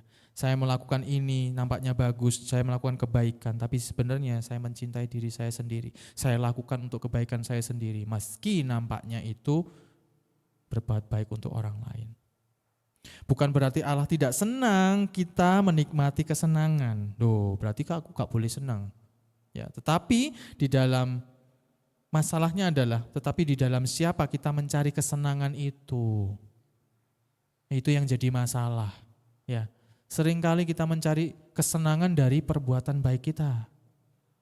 Akhirnya saya berbuat baik, saya jadi orang baik karena saya senang, karena saya bukan karena Tuhan sudah baik buat saya. Ini. Nah, John Piper ya. God is most glorified in us when we are most satisfied in Him. Seharusnya seperti ini. Ya. Ketika kita itu menemukan kepuasan di dalam Allah, itu yang Tuhan mau. Ketika itu Tuhan dimuliakan. Jadi kadang kita salah, kita ngomong saya berbuat baik supaya Allah dipermuliakan. Tapi kita tidak pernah puas di dalam Allah, kita justru ambil kepuasan dari perbuatan baik kita. Itu kan sesuatu yang error sebenarnya. Justru ketika kamu temukan kepuasan dulu di dalam Allah, maka perbuatan baikmu itu keluar. Tapi kamu sudah puas dulu. Ya, bukan berbuat baik supaya kamu puas dan itu memuliakan Allah, bukan. Nah, diperkuat di sini nih. Who you are is what you love, dari James Smith ya. Pertanyaannya adalah siapa yang selalu ada di hatimu? Karena apa yang Anda cintai mendasari apa yang Anda lakukan. Kecintaan kita terhadap sesuatu itu pasti mendasari kehidupan kita. Ada yang cinta otomotif, ada yang cinta anabul, ada yang cinta burung, pelihara burung gitu ya. Ada yang cinta anjingnya, ada yang pernah bilang ini makanannya dia ini, si anjing ini, itu lebih mahal dari makananku. Ya, aku sakit minum Mixagrip, dia sakit, nah opname di rumah sakit, wah astaga gitu ya. Kenapa kita melakukan itu? Karena kita cinta sama anjing ini gitu ya. Apa yang kita cintai mendorong, yang memotivasi setiap kehidupan kita ya. Bukan cuma kehidupannya, tapi apa yang kita pikirkan, apa yang kita pandang. Ya. Love driven life. Makanya enggak heran kalau ada orang yang ketika dia patah hati, dia kehilangan yang dia cintai itu, kehidupannya terasa enggak punya semangat lagi. Enggak ada yang ngedrift, enggak ada yang ini. Kehilangan arah. Naik mobil, kehilangan arah. Harusnya belok malah masuk jurang. Pas jalan di trotoar, kehilangan arah. Tiba-tiba lompat ke sungai. Karena kehilangan motivasi hidup dan kehilangan arah. Ada sebuah lagu yang ini Gen Z mungkin ini ya, familiar ya. Ini cukup spiral, cukup viral. Ya, nyanyi. Yang ini. Kalau ada 9 nyawa, mau samamu saja semuanya. Ini dada, isinya kamu semua. Yes, gitu ya. Alamak inikah jatuh cinta. Judulnya Alamak ya. Nah, Alamak. Ya. Ini dada isinya kamu semua. Pertanyaannya adalah siapa yang selalu ada di dadamu sekarang? Garuda. Atau apa? Siapa yang ada di hatimu? Siapa yang selalu kamu pikirkan? Nah, kalau minggu lalu Pastor David menyampaikan tentang apa? Think above. Itu bukan berarti kamu cuma perlu memikirkan tapi kamu tidak melakukan hal di dunia. Kamu tidak perlu melakukan hal dunia, tidak perlu mikirin hal dunia, kamu mikirin hal yang di atas aja. Ya. Tapi pikirkanlah hal yang di atas itu bukan berarti tidak mengerjakan hal di bumi, tetapi hati yang selalu terpaut kepada Tuhan. Ya, ketika kita melakukan apapun itu di dunia. Seperti lagu di atas, ini dada isinya kamu semua, seharusnya seperti itu. Masa Tuhan, kamu ngapain? Ya, terpaut hatinya sama Tuhan. Things above, tapi kamu tetap melakukan apa yang ada di bumi. Makan kepikiran, minum kepikiran, tidur mimpiin. Iya. Ya itu memang sih. Bayangkan ketika cinta itu arahnya pada Tuhan. Saya enggak tahu nanti kehidupan kita akan seperti apa ya. Coba deh. Coba deh. Berikutnya. Respon terhadap kondisi hati kita. Ya. Masalah dari kehidupan kita bukan kehidupan yang tidak didasari oleh cinta. Tetapi kepada apa atau kepada siapa kita mengarahkan cinta selama kita hidup. Karena kalau kita kehilangan cinta sebenarnya ya selesai ya. Hidup kita akan langsung gak ada yang mendrive lagi. Apa? Cinta itu gak selalu masalah hubungan seperti tadi ya. Saya cinta pekerjaan saya cinta tentang harta, saya cinta ini, saya cinta jabatan, saya cinta pencapaian-pencapaian. Itu yang mendrive kehidupan kita. Kalau kita kehilangan itu, hidup kita flat-flat aja. Makanya kalau orang yang gak punya sebuah perasaan cinta terhadap sesuatu, sebenarnya mereka langsung menanyakan ya, untuk apa saya hidup? Nah itu berarti dia sudah kehilangan, tidak mencintai apapun juga sudah. Bahkan dirinya sendiri sudah enggak. Jadi masalahnya bukan hidup yang tidak didasari oleh cinta, tapi kepada siapa kita mengarahkan cinta kita. Ya. Makanya kalau misalnya ada psikolog yang mungkin mengkonselingi orang yang patah hati, ya karena dia kehilangan yang dia cintai, mungkin ditolak oleh yang dia cintai, apa yang dilakukan? Sebenarnya dia mengalihkan arah cintanya pada hal lain. Ada orang yang mungkin bangkrut, wah ini adalah dia cintai pekerjaanku, bisnisku Tuhan, yang selama ini aku pikirkan, yang selama ini aku usahakan mati-matian, itu berarti yang dia cintai kan. Ketika bangkrut, jebret, psikolog ngomong apa?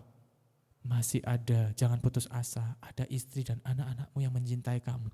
Cinta yang diarahkan awalnya pada sebuah bisnis, diarahkan kepada hal lain, supaya dia tetap punya cinta yang mendrive kehidupannya. Salah enggak? Tidak sebenarnya secara kemanusiaan. Karena apa? Ada yang berhasil bangkit. Benar? Dan melanjutkan hidup. Tetapi yang salah adalah ia kembali mengarahkan cinta pada hal yang fana untuk mendasari kehidupannya. Ya. Di Matius 22 ayat 34 sampai 40, ketika orang Farisi mendengar bahwa Yesus telah membuat orang-orang Saduki bungkam, berkumpullah mereka dan seorang dari mereka, seorang ahli Taurat bertanya untuk mencobai dia. Siapa dia? Yesus. Guru, hukum manakah yang terutama dalam hukum Taurat? Jawab Yesus kepadanya, kasihilah Tuhan Allahmu dengan segenap hatimu dan dengan segenap jiwamu dan dengan segenap akal budimu. Itulah hukum yang terutama dan yang pertama. Dan hukum yang kedua yang sama dengan hal itu, ialah kasihilah sesama manusia seperti dirimu sendiri. Pada kedua hukum inilah tergantung seluruh hukum Taurat dan kitab para nabi. Jawaban Tuhan Yesus sebenarnya luar biasa di sini ya. Keren. Kalau hukum Taurat itu mengatur segala tata cara ibadah kepada Allah, liturgi, dan tradisi hubungan dengan sesama manusia, sesama atau moralitas, maka kasih kepada Allah lah yang seharusnya menjadi penopang dari semuanya. Artinya tanpa kasih kepada Allah dan sesama, liturgimu, tindakan moralmu, kebaikanmu, apapun itu yang kamu lakukan tidak ada artinya. Sehebat apapun pelayanannya, sebaik apapun orangnya, jika tidak didasari oleh kasih kepada Allah, means nothing. kesia-siaan dan usaha menjaring angin, kata Salomo.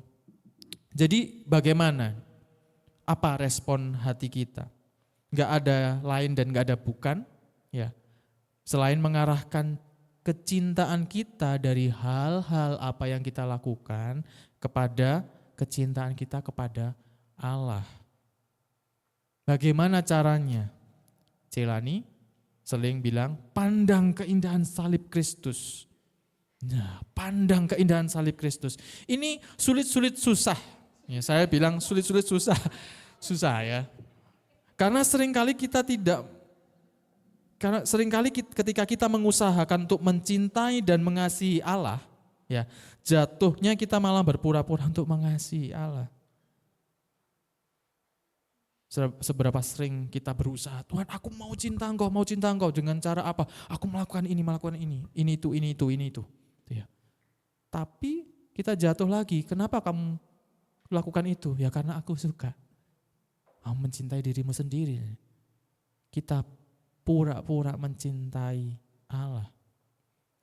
Bapak Ibu percayalah, pura-pura cinta itu melelahkan ya.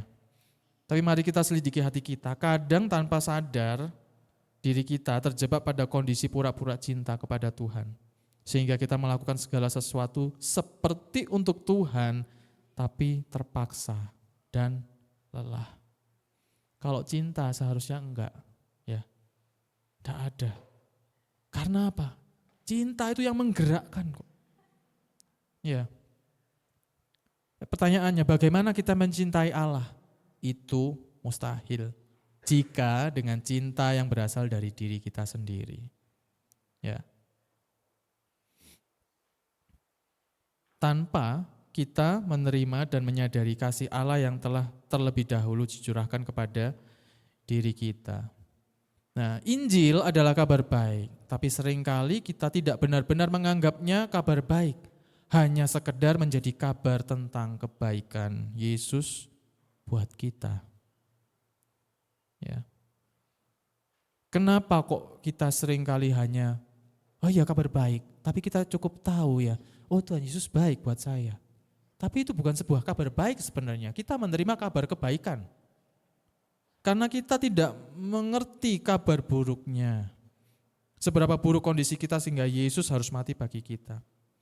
Jadi inisiatif Allah mencari manusia bukan hanya untuk menyelamatkan kita, tetapi agar kita juga menerima kasih-Nya sehingga kita dapat mengasihi Dia kembali. Karena itu, jika hidup kita adalah hidup yang digerakkan dan dimotivasi oleh apa yang kita cintai, maka apa atau siapa yang kita cintai adalah hal yang penting untuk diperhatikan. Sesuatu yang fana atau Allah yang pribadi yang kekal.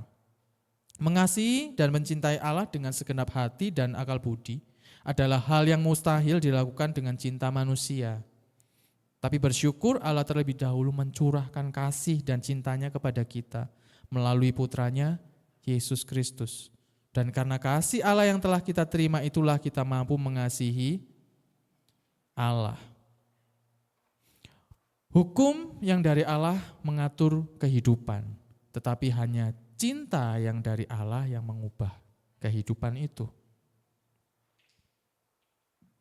Nah, karena Injil kita menyadari kasih Allah kepada kita. Ketika kita menyadari kasih Allah kepada kita, hati kita diubahkan. Ketika hati kita diubahkan, arah cinta kita diubahkan. Enggak lagi tertuju kepada yang lain tapi kepadanya. Dan saat kita semakin mencintai Allah, hidup kita diubahkan. Jadi bagaimana hati kita merespon saat ini? Sadarilah kasih Allah. Sehingga love driven life itu bukan cinta kepada hal-hal lain. Bukan hal-hal di luar Allah yang mendorong, yang memotivasi semua kehidupan kita. Ya, saya selesai. Refleksi hati. Pemain musik bisa maju ke depan. Yang pertama, apa yang memotivasimu ada di sini saat ini? Nah, ini nanti pertanyaannya dimanapun kalian Bapak Ibu tanyakan ini tetap berlaku. Kalau di gereja, apa yang memotivasimu di gereja? Di Komsel, apa yang memotivasimu di sini? Apa yang motivasi aku ada di kantor? Apa yang motivasi aku ada di tempat pekerjaan ini? Yang kedua, apa yang membuat hidupmu hilang arah saat itu hilang? Yang ketiga, apakah kamu benar-benar menyadari dan menerima kasih Allah? Yang keempat, apakah Injil benar-benar menjadi kabar baik bagimu atau hanya cerita kebaikan Yesus kepadamu? Mari kita berdoa.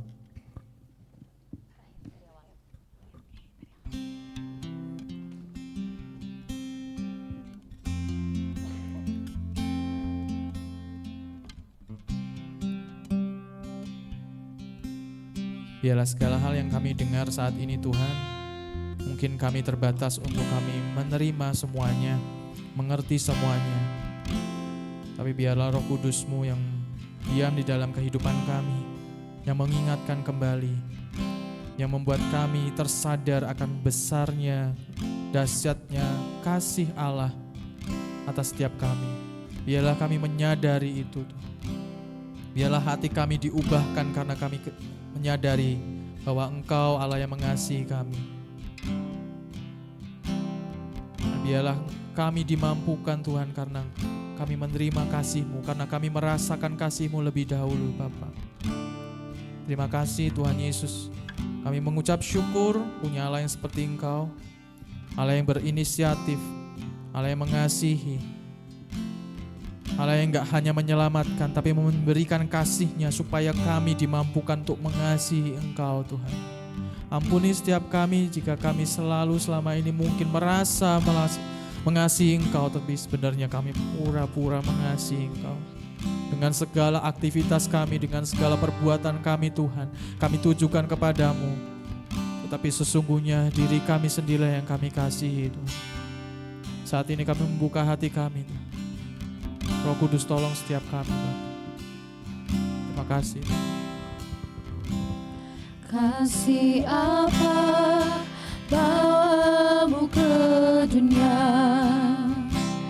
Raja mana lahir dalam hina, namun gelap kau telah datang. Mari Bapak Ibu Saudara kita bangkit berdiri, kita meresponi firman Tuhan. Mari naikkan pujian ini sebagai doa kita kepada Tuhan. Kasih apa yang rela berkorban, ditolak, dicerca dan dihina, agar kau tangguhkan kelemahanku dan jadi kekuatan kebenaranku. Oh kasih seperti samudra, anugerah surgawi meliputiku. Puji Raja yang turun ke dunia dengan kasih seperti samudra.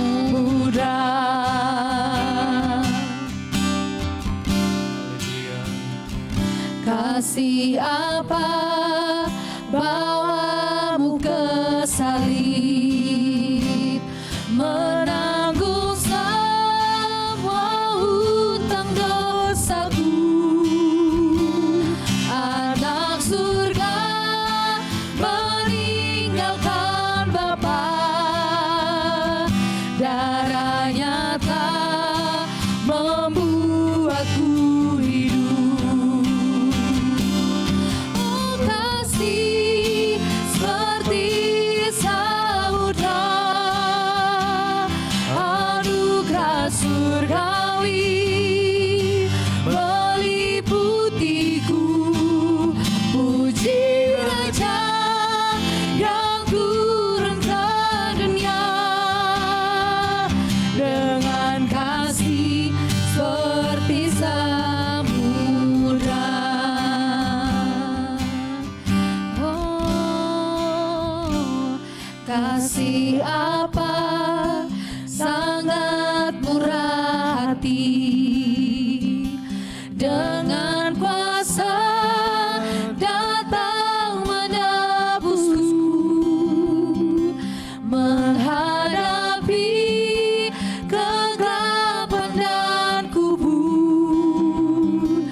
bangkitkanku, jadikan milikmu.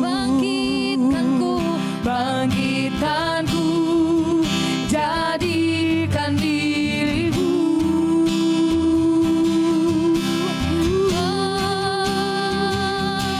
Oh kasih seperti samudra, anugerah surgawi meliputiku. Puji Raja yang turun ke dunia dengan kasih seperti samudra. Oh kasih seperti samudra, anugerah surgawi meliputiku. Puji Raja yang turun ke dunia dengan kasih seperti samudra, dengan kasih seperti samudra.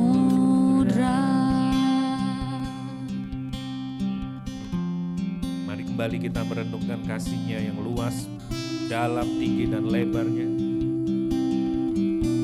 Mari kita merenungkannya berulang-ulang kali sehingga kita bisa memahaminya.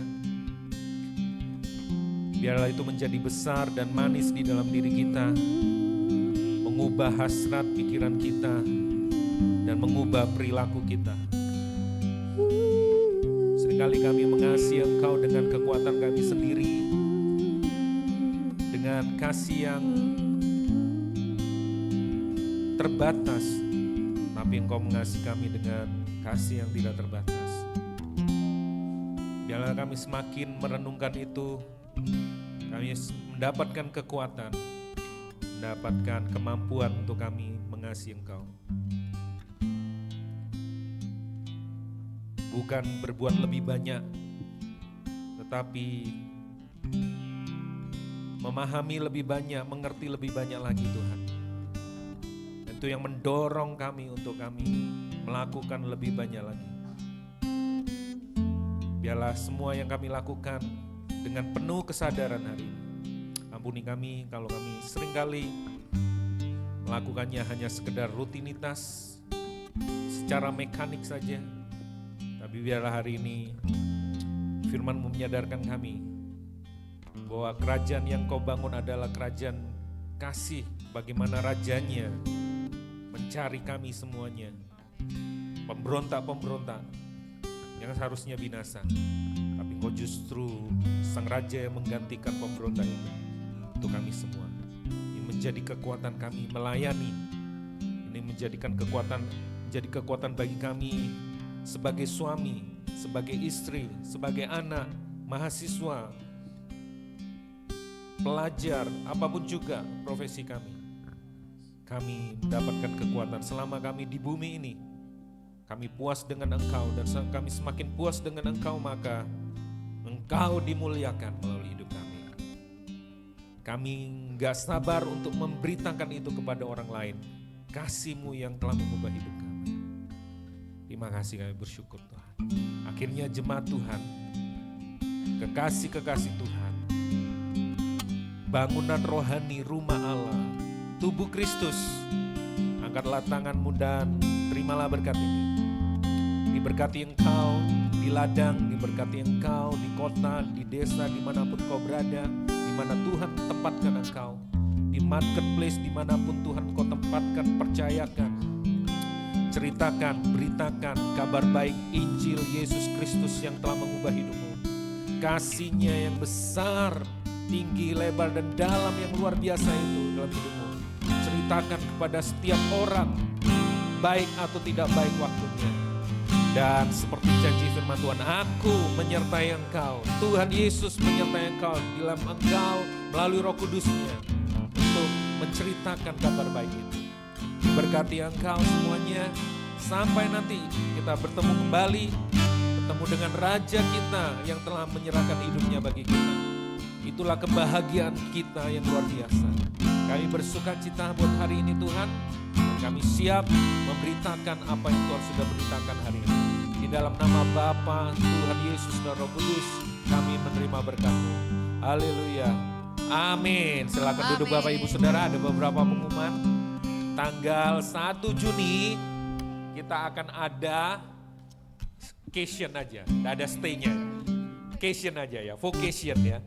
Biasanya stay, cuma ada beberapa hal yang kita pertimbangkan dan sebagainya. Jadi kita nggak bisa stay, kita akan vocation ya. Kita akan nanti ada pengumumannya lebih lanjut, tapi ini pengumuman lebih awal ya. Itu ada tanggalnya ya? Ini 1 Juni. Oh ya 1 Juni, tak kirain tanda tangannya siapa. Ya 1 Juni ya, 1 Juni 2026 di Kusuma Agrowisata. Ya kita akan berkumpul bersama, yang kita pentingkan itu adalah fellowship-nya ya. Ya Kusuma Agrowisata. Jadi Bapak Ibu Saudara bisa menabung, mempersiapkan biayanya dan kita akan pergi bersama-sama. Next mungkin kita akan kembali staycation ya. Kemana rencananya? Eropa ya kalau nggak salah ya. Oke, selamat hari Minggu, Tuhan Yesus memberkati. God bless you.